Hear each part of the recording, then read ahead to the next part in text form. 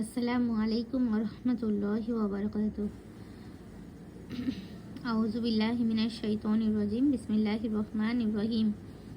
তো এখন যেটা হচ্ছে, এটা হচ্ছে এই দিনিয়াতের শিক্ষা।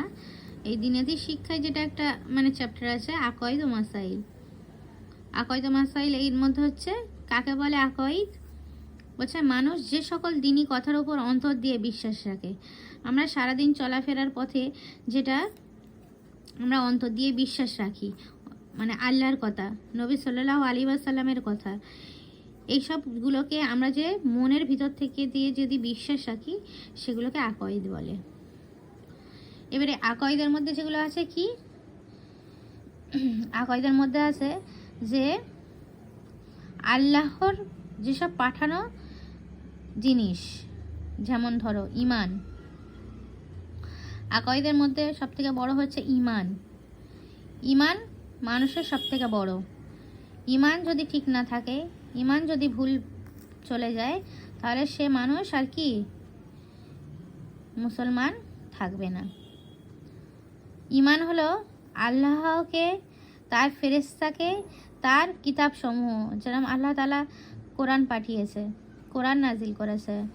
আরও কোরআন হচ্ছে আমাদের রাসূল সাল্লাল্লাহু আলাইহি ওয়াসাল্লামের কিতাব, এবং রাসূল সাল্লাল্লাহু আলাইহি ওয়াসাল্লামের আসার আগে যে সব নবীজিরা এসেছিল, তানার হাত দিয়েও আল্লাহ তাআলা একটা কিতাব প্রেরণ করেছিলেন।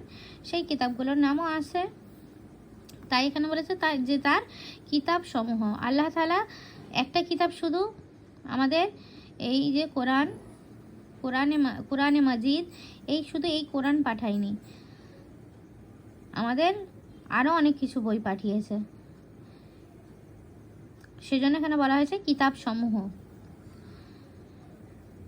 এবং কি তার প্রেরিত রসুলগণ, আমাদের নবী সাল্লাল্লাহু আলাইহি সাল্লামে আসার আগে যে রসুলগণরা এসেছিলেন, সেই সব রসুলগণের কথা বলেছে।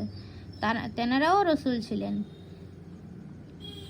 ও কিয়ামতের দিন, যে যখন কিয়ামত সংগঠিত হবে, সেই দিনকে যে সত্য বলে স্বীকার করবে এবং ভালো মন্দ তাকদীর আল্লাহ তাআলার উপর ছেড়ে দেবে এবং তার প্রতি বিশ্বাস করবে। কি বললাম? ঈমান হচ্ছে কি? বিশ্বাসের উপর স্থাপন হয়। যার ঈমান নষ্ট, তার সব কিছু নষ্ট। তো মুসলমানকে সর্বপ্রথম যে জিনিসটা জানতে হবে, ঈমান কি। তুমি ঈমান যদি না ঠিক রাখতে পারো, তাহলে তুমি কিছুই ঠিক রাখতে পারবে না। আর তুমি যদি ঈমানকে বিশ্বাস না করো, তাহলে তুমি আল্লাহকেও বিশ্বাস করলে না।